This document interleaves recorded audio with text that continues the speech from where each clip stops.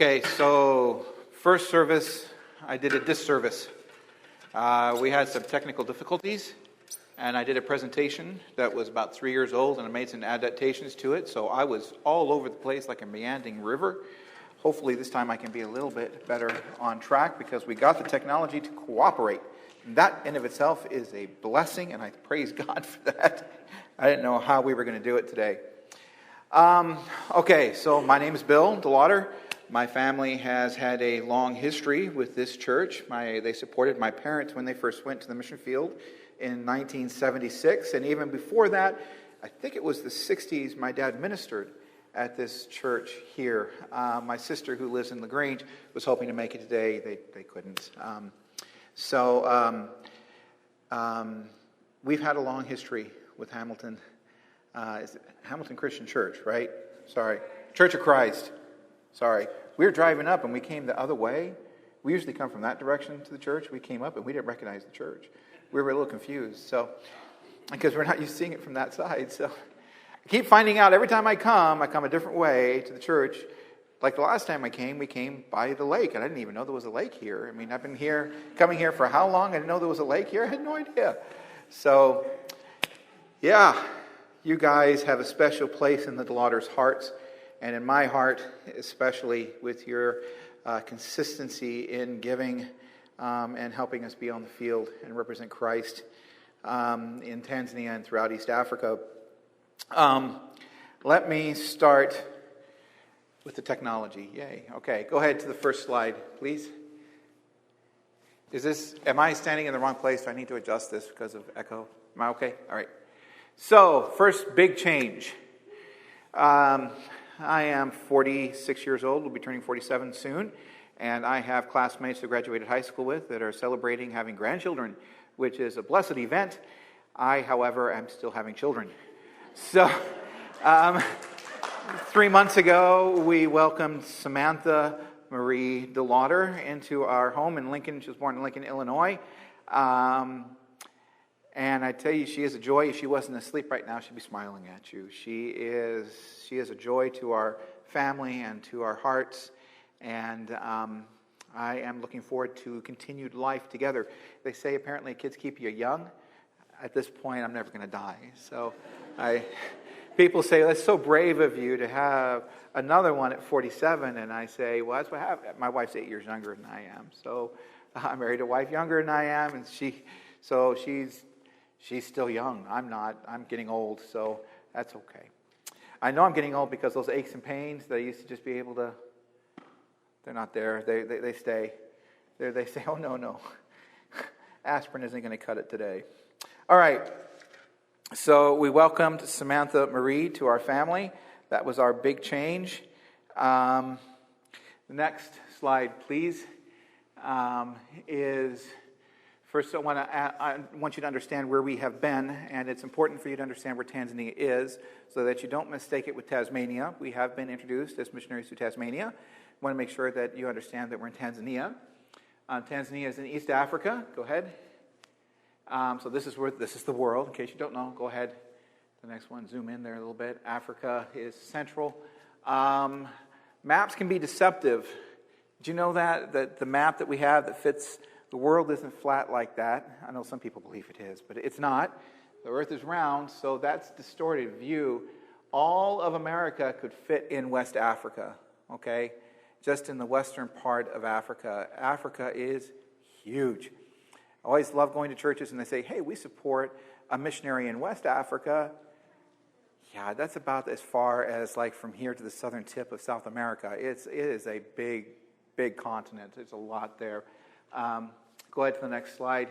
Tanzania is in the eastern part of that, approximately where that is. Go ahead. This is East Africa. Tanzania is in the yellow.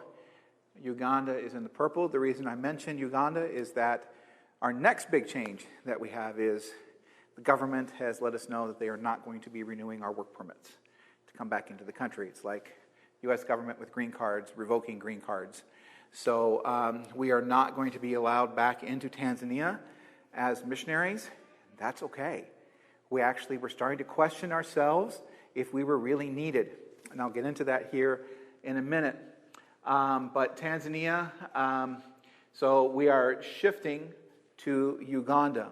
Now, although that on the map it looks like it's only that far away, for us to go from Uganda, see the Lake Victoria, which is the blue part there, right at the tip there, up in the northern part, Bali, which is where we're going to live, it's about a day and a half travel to Tanzania from there. So, and that's driving. So we can flight in about 2 hours, but driving because there's police roadblocks and the roads are bad and it just takes a while. But go ahead to the next slide.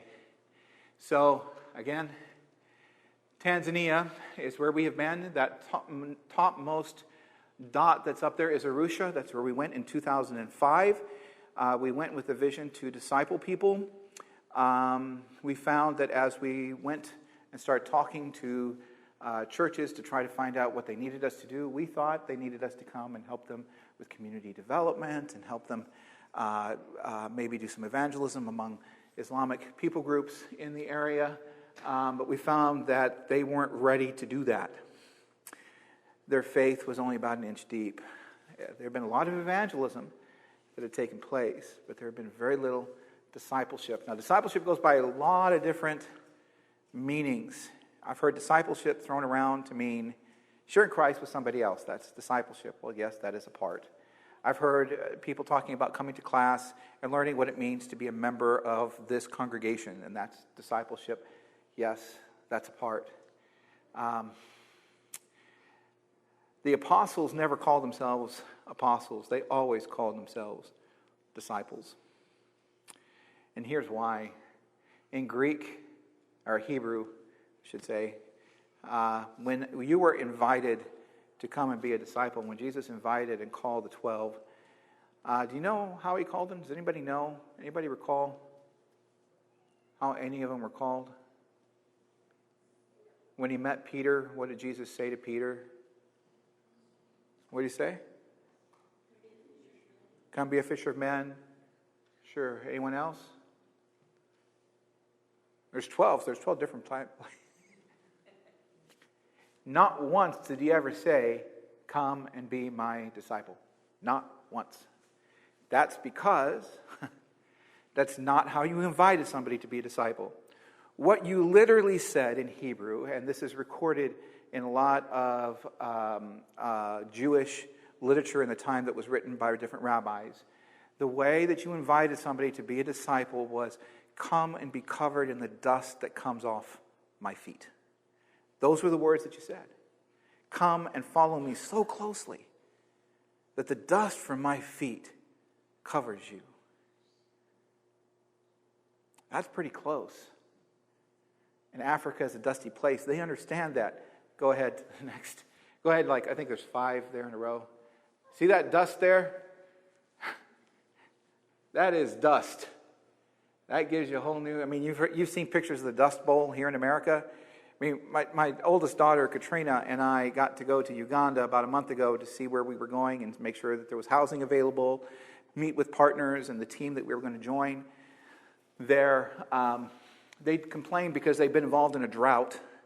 They said, we've just come out of this drought. We're so sorry. Things are so dry right now. And my daughter and I looked at each other. We were like,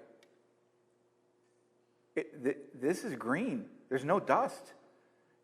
This was so green. Uganda is so different than Tanzania. Tanzania, when they have a drought, it is desert. What you see here is different avenues of our discipleship that we have been involved in.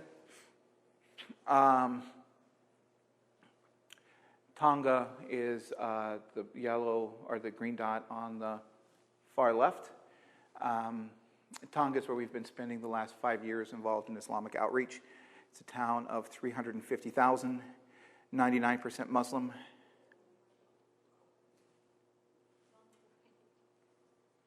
Sorry, I'm always confused. On the right, I never get it right. I'm always left. It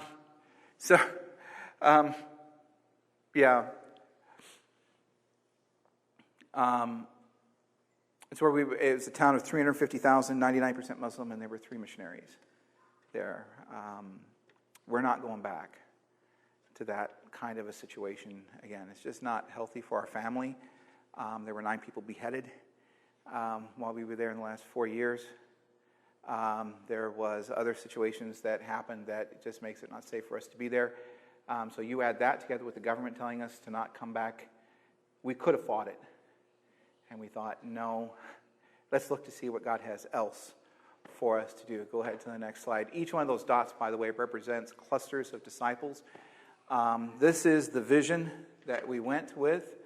To train discipleship teams and relationship-based discipleship, multiplying teams, forming them into churches, training them to impact their communities and country.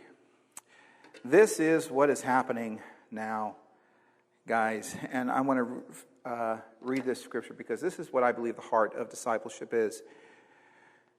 If anyone else has, this is from Philippians chapter 3, starting with verse 4. If anyone else thinks he has reason to put confidence in the flesh, I have more.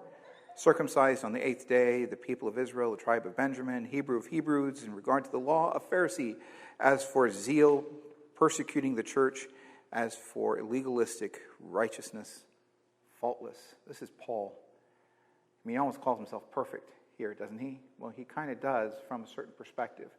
But he's saying, then next, but whatever I consider profit, I now consider loss for the sake of Christ. What is more, I consider everything a loss compared to the surpassing greatness of knowing Jesus Christ, my Lord, for whose sake I have lost all things. How much have you lost for Christ? I consider them rubbish that I might gain Christ and be found in him, not having a righteousness of my own that comes through the law, but that which comes through faith in Jesus Christ, the righteousness that comes from God and is by faith. And then this next passage here, starting in verse 10, is my favorite and the hardest scripture and the one I live by the most. I want to know Christ. The Greek here implies ongoing. It's not just know him, it's ongoing. Being covered in the dust that comes from Jesus' feet. Being as close to him as I possibly can. Understanding everything, every word that comes from his lips. And the power of his resurrection. It would be wonderful if that verse ended right there. Know Christ more and the power of his resurrection. But he continues. And the fellowship of sharing in his sufferings, becoming like him in his death, and so somehow to attain resurrection from the dead. Did you ever wonder where fellowship comes from? We have festivals, right? And we can get together and be happy. My family just recently, in the last couple of weeks, suffered a major blow and a loss. And we had a funeral. It was unexpected. A young man. And we came together, and I tell you what, the fellowship that took place there as we all suffered together is unlike anything else. Fellowship with Jesus Christ comes at a cost. And unfortunately, it means that we have to suffer for Christ because of it. If you want to be like Christ, well, Samantha makes her presence known.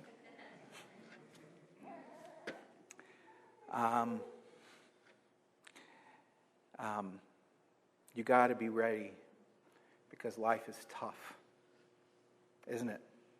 You know what I mean? Life is tough. Tanzanians tell me, oh, life is tough. You Americans have it easy. I'm like, you guys have no idea. Life is tough. It's just different tough. Okay? Different hardships, different sufferings. But life is hard. That is what this congregation is really all about. This is what discipleship in Jesus is all about. Learning to keep Christ-centeredness through our suffering. How do you get there? That's called discipleship. How do I know that I'm in trouble? How do I know when I'm starting to stray a bit? All I got to do is ask myself, how close to Christ am I right now? And I'll know. I'll know. If I'm honest with myself, I'll know. I tell you what, though, if you really, really want to know, ask the person sitting next to you. Well, if you're married, don't ask the person sitting next to you because they'll always tell you not even close. So you need to talk to maybe somebody else besides your husband or wife, but talk to somebody you know and ask them, how do you think I'm doing in my walk with Jesus Christ? This is the kind of the discipleship program that we went to Tanzania to begin. When we talk about, back one more, sorry. Relationship, multiplying teams. This is what we're talking about, teams. We're not talking about a basketball team here. We're talking about a team of people that come together for the purpose of encouraging one another. You know, I'm a baseball fan. Hey, I'm a Cubs fan. If you look at my car is the one that has Cubs on the right, and my wife's from St. Louis, so we have to have Cardinals on the left because that's where she sits on the passenger side. So Cardinals is on the left, or on the right. See, I got confused again. Cardinals is on the right, and Cubs is on the left. And so I'm a Cubs fan, and whenever the pitcher... We had a good night last night, right? I mean, hey, we won. Yay, they beat the Dodgers. Night before that, it was John Lester, I think, that was pitching. He did not have a good night. In fact, he got hit by a ball that a guy hit. It was a tough night for John Lester. And more than once, it's called a visit to the mound. The coach comes out, the pitching coach comes out, but it's not just the pitching coach that comes to the mound of the pitcher. Who else comes? The entire team. Everyone descends on the pitcher to encourage him, to let him know we're with you. Doesn't matter what happens here. We're still your team. We're together in this. Sorry, I digress. But this is what we're talking about with multiplying teams. And this is what has happened, is we have disciplers. I discipled Prosper. Prosper started discipling others. We are now at over 350 people that are currently discipling somebody else. Every one of them gets together at least once, if not twice a month. Some of them get together on a weekly basis. The groups are anywhere from 15 to 25 disciplers that get together, and this is what they do. They come to the pitcher's mound, and they say, who is suffering right now? Actually, what they do is they have a seat in the center, and they all take turns. And they share in their sufferings. Share in their sufferings. You don't really hear about that all that much, do you? In Christianity. But I tell you, these teams of people that start forming together, they started saying, how do we encourage one another? They sing songs, they share scriptures, they share insight from life. They start doing a Bible study together. Suddenly one of them says, we're kind of acting like a church. We don't do church planting, okay? It's not what we do. We focus on multiplying disciplers because I believe that an active discipleship presence in a community produces a church. It is a byproduct. It is a fruit. And I think sometimes we have it in reverse. We go in to plant the church, and then we try to disciple the church instead of discipling people and recognizing this is now the church. Okay? And then training them to impact their community so that they're not all inward focused. One of the dangers is as they're coming together in these groups, they get so caught up in their sufferings that they forget that it's also about sharing hope with those outside. Okay? Whenever the pitcher's mound, whenever Lester got hit and everyone came together, it encourages the fans as well. All right? It gives hope to us that maybe things are going to get better. Right? So when disciplers come together for these meetings, not only are they taking with them hope for themselves, but they're taking hope back out with them to those that they are discipling. Go ahead to the next slide. And again, I'm going to ask this question, what time am I supposed to end? And you're going to tell me whenever I end. Is that right? Okay, so Tanzania, it's 2.5 hours, so I'm doing good. The discipleship impact. These numbers are outdated already. Currently, we have over 5,200 people that have been discipled. This year alone, we have over 1,200 people that have started the discipleship program this year. We're only halfway through. We're ready for our next, and we are anticipating over 2,000 more. Okay? This is exponential growth. 6 years ago, we were celebrating that we had 17 active disciplers, 25 that had been trained, but 17 active disciplers and 250 to 500 disciples. We were praising that. I tell you, this multiplication factor, when you train people how to share their faith with others, and they're faithful to do it, the impact is enormous. It starts spreading around the country. Sorry, back. Yeah, thank you. And they are starting home-based churches, like I say. Right now we have 30 fledgling churches that are in the process of being formed. The big challenge for these groups is that in order for them to be called a church legally, they have to have a pastor legally who has a Bible college degree that is from accredited college.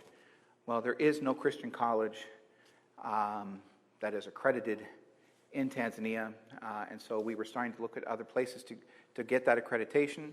We found a place in Uganda that was doing it, and we were looking at that at the same time that we got word that we were not going to be allowed to go back to Tanzania. And then they said, you know, what we are needing right now is we are needing somebody who has a history with discipleship. You can be praying for this with us, you know. This is what they said to us. We're looking for somebody that has an active discipleship movement, has had success with discipleship, has a history that's not new in this, that also has an Islamic focus because we have an Islamic university 2 blocks away, and we want that to be happening.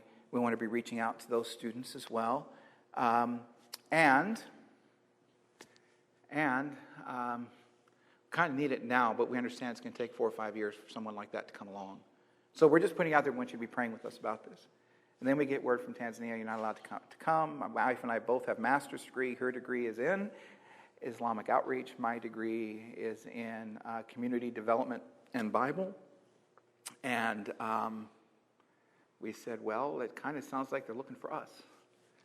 So we asked them if they would be interested in us, and the answer is yes. And we are proceeding forward. Go ahead to the next slide. Let me talk about this a little bit. Our methods with discipleship, and this is what the university was looking at and wanted from us. We are focused on one-on-one. It's not about doing this in a big group. It's about doing it one-on-one, forming networks together. Call them small groups, call them whatever you want, but networks of people together. Think network marketing, but Christian network marketing. Everyone's getting together, encouraging one another. Everyone to a network marketing event. Everyone's pumped up and, creating churches, impacting communities, multiplying into new areas.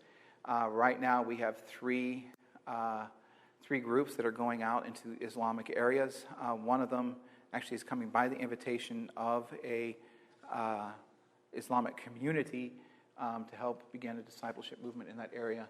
Go ahead to the next one. This is our ultimate goal: self-replicating, self-sustaining, leadership-focused. Self-replicating means we're no longer needed in Tanzania.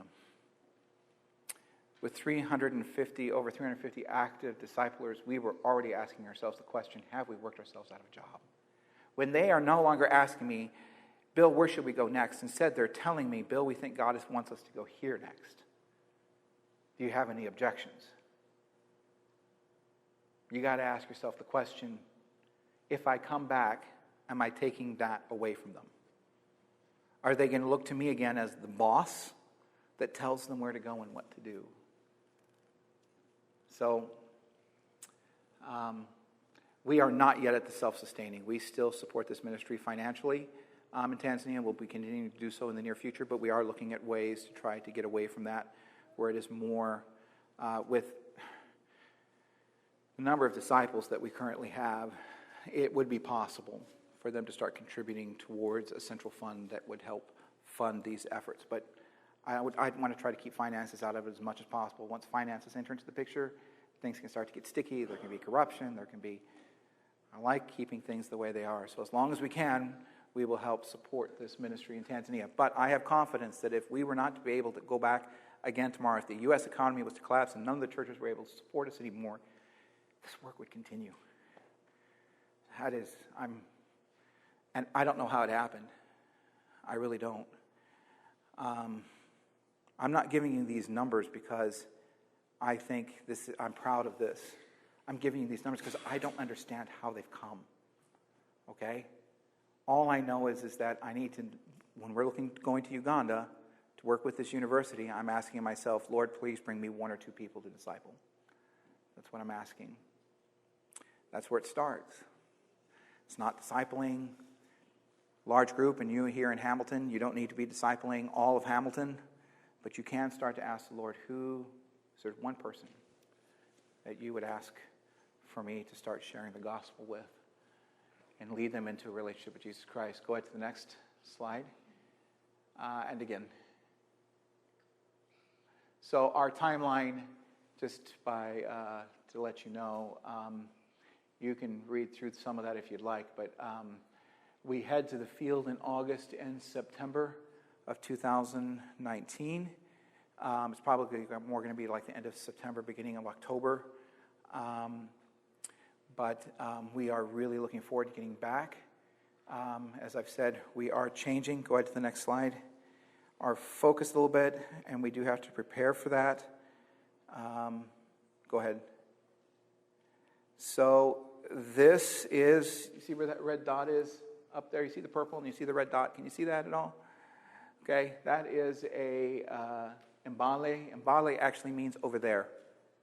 Why there's a town that's called over there?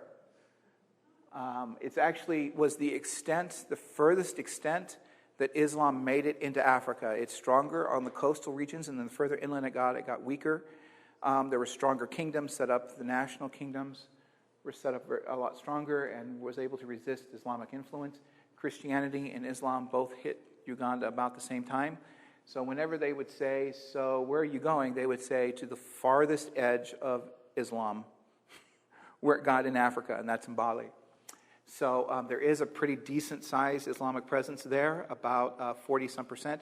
As I said, there is a university, the largest in East Africa, Islamic University there. This Christian university is hoping that we can help begin an outreach program for them as well. It is a beautiful location, as you can see in the picture in the bottom left, bottom right. See, I got to do it. Okay, bottom right.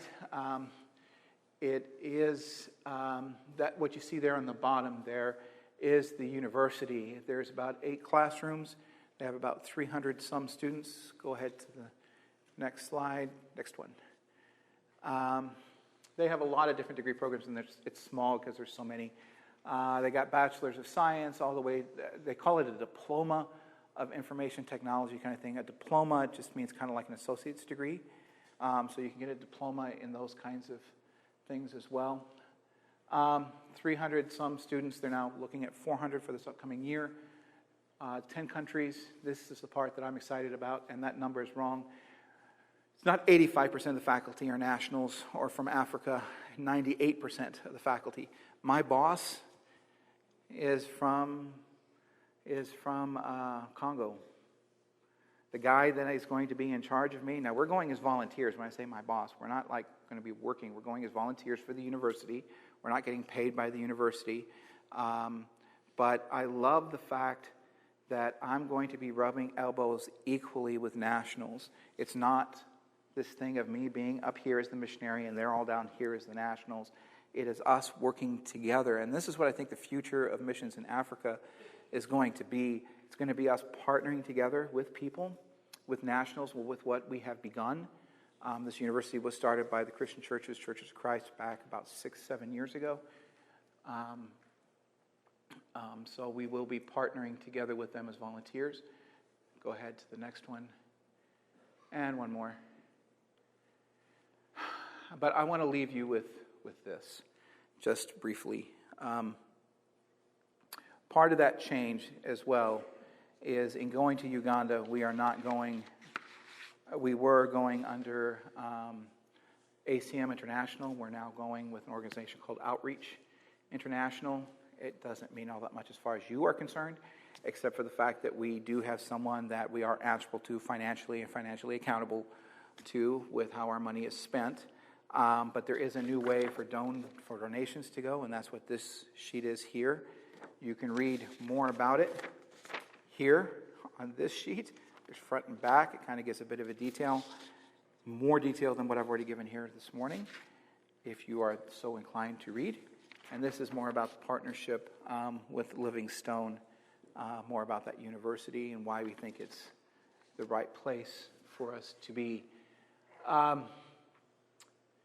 So back in November, and this is one of the signs that, we knew that it was time for us to say goodbye to Tanzania as a country, a place that we would call home. Prosper is my best friend. He's in the picture on the bottom left. He's the first person that we discipled back in 2006. He has been faithful, and he is still discipling people.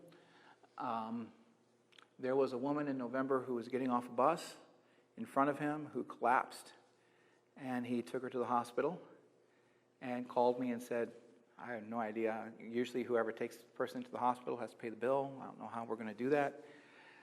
I don't have any money for this. Do you have funds for this? I said, sure. We always have some. We have like a bit of a benevolence category in our budget that we can, in case of emergencies, from people that we could take care of things. So we paid for this woman's hospital stay. And while Prosper was there, Prosper said, they came to him and said, well, we've got some bad news about your sister. He said, well, she's not my sister, but what's the bad news? Well, she has advanced HIV/AIDS, advanced to the point that there's nothing we can do for her. She is dying. All we can really do is send her home to die. We don't think, she's actually from a place called Kilindi, which is about maybe 2/3 of a day's by bus to get there. We don't think she's going to make it there. So I don't know what we're going to do with her. And Prosper said, my family will take her in. She was not a Christian. She was a Muslim. Okay? He took her into his home. He and his wife cared for her. They started discipling her. She became a Christian. And then she passed away. She was baptized too. And she passed away. Prosper contacted her family to let them know that she had passed away, contacted her brothers, and they said, well, we can't afford to send the body home. Can we bury her up by you? And they figured out how that was going to happen. And then they said, well, we want to be there when she's buried. Prosper said, come. So 150 Muslims descended on a church of about 35 who housed them, fed them, had the funeral, which lasts a week, by the way. They asked me for money to help with the hospital bill. No one asked me for money to help with these Muslims that came to live with them for a while. They took care of them all themselves. That's cool. That's awesome. Love that. After she was buried, and it's an interesting dynamic there. When you bury somebody in Tanzania, you put the body into the ground, and then everybody waits while they cover the grave. All the dirt. And when the dirt is on top, then they have a meal right there at the graveside. It's different. I tell you, it's very different. It takes some getting used to. But they did that, and at the meal, Prosper is sitting talking with her brother, and her brother says, who are you? Prosper says, well, I told you, I'm Prosper. I live here in Arusha. He said, no, but who are you? We've never met people like you before, coming to Arusha and meeting these people. Not even our own people. We know you're Christians, but not even our own people would take care of us like this. Who are you? So Prosper started sharing the gospel with them. Prosper started sharing about discipleship. Started sharing that the call to discipleship is being as close to Jesus as you possibly can, to be coming together and suffering together in times of crisis, especially to encourage one another. when the conversation ended, he did not become a Christian, but he was baptized 3 weeks ago. Okay? He and his entire family, actually. They had 17 baptisms that day.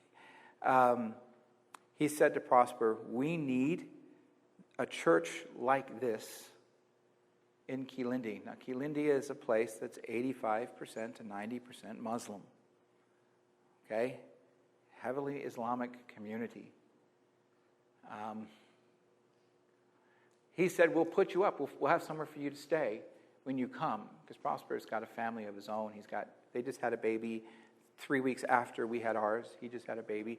Prosper's much younger. He's in his early 30s. So he's got reason to have kids, more kids than I do. But you see that picture up in the top left? That grass structure that's there? That's what he meant. This is where we're going to put you up. Prosper called me and said, I don't know if I can do this. I'm fighting against the fleas and the mosquitoes at night, and he's had malaria. He's been going down now for 3 months. He goes for 2 to 3 weeks. This last time he was there for 6 weeks, living with them and just having conversations with people. If somebody needed prayer, they would go to the house and pray for the people. If somebody was sick, they would go and they would meet with the family and pray for the person who was sick. Somebody just was depressed. They would go and pray with the person or whatever it was. The result was, after 5 weeks, 17 were baptized. Okay? All background believing Muslims. And that's a picture of see the guy up there on the left, the picture, it looks like he's doing something to the guy's hand there. They have wards. They wear bracelets, and it's a witchcraft kind of thing, like it's to ward off evil spirits. And one of the things that we demand is before they go into the waters of baptism, all those things must be removed. When you make a commitment to Christ, it is drawing a line in the sand. There is no turning back. Although many try. Don't we all try? We all try to go. We like to have our cake and eat it too, right? But we cut that off, signifying a breaking with all old traditions and making a commitment to Christ and Christ alone. So this is Pastor in Training. It is the new guy who's a pastor in training or minister in training. There is no word in Kiswahili for minister. It's the same as pastor. So, and that's him and his wife. And he is one of the brothers of the woman who died. So how cool is that? It's just cool. They had a church service 5 weeks ago, the first church service. After 17 were baptized, they decided that it was a good idea to actually get together and actually have like a worship service on a regular basis. The first day was 45 adults were there. This is an 85% Muslim area. They don't have a church building. Actually, a church in Tennessee just donated the money for us to erect a building for them. And we are also, sometime in the near future, going to be putting in a well. Because you see that water they're being baptized in, that's their drinking water. Okay, for their cattle, for themselves, for everything. So we'll be putting a well in there at the church grounds so that they can, and we will put a thing in there about the verse about Jesus is the water of life, and if anyone thirsts, comes to me. I mean, we'll do all kinds of stuff. It'll be an outreach to the community as well. But that's why I can say with integrity that I don't know if we really need it anymore. They're going on their own. God is already making ways for them to go. He's providing the church land. The land that the church is being built on was given to them. I need to get out of their way, right? So at Livingstone International University, I'm going to be a volunteer. I will not be using the title professor. I reject that. I don't like titles to begin with. They might call me a campus minister. I don't know. I don't care. As long as they let me disciple people, that's all I care about. They want me to come and start discipling people. Like the first year they come in, I will pick 2 or 3 people from that year to disciple after I've had conversations with them and invite them and see where I get response. Disciple them, and then the next year, as they move up, I will be training them to disciple the next people coming in while I'm choosing the next people to disciple. And then as they move up, upperclassmen, they will still be choosing new people to disciple as the new people that it's this whole network thing that we hope this becomes a breeding ground for discipleship, that out of these 10 countries that these students have come from, when they go home with their degrees in information technology, when they go home with their degrees in music, when they go home with their degrees in Bible, or if they go home with their degrees in audio visual tech and all this kinds of stuff, they will be continuing to disciple people wherever they go. Our job in Tanzania, we believe, it's not done, but it sure has changed. But I believe God is calling us to expand this to a much bigger region going forward. We certainly are going to need your prayers as we go forward. I regret to tell you that we have prayer cards. The reason I say I regret that is because when I went to Walmart last night to print them out, their system was down. And then I went to Walgreens and their system's down. So we will be sending a packet to the church, and I'll ask Jeff or somebody to say that we'll send a few here. And if it's not enough, let us know. We'll send more to you, prayer cards. Samantha is changing so much.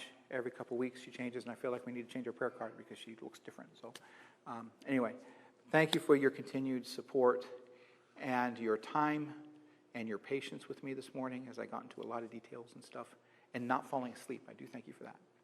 So God bless you and be with you as we go forward.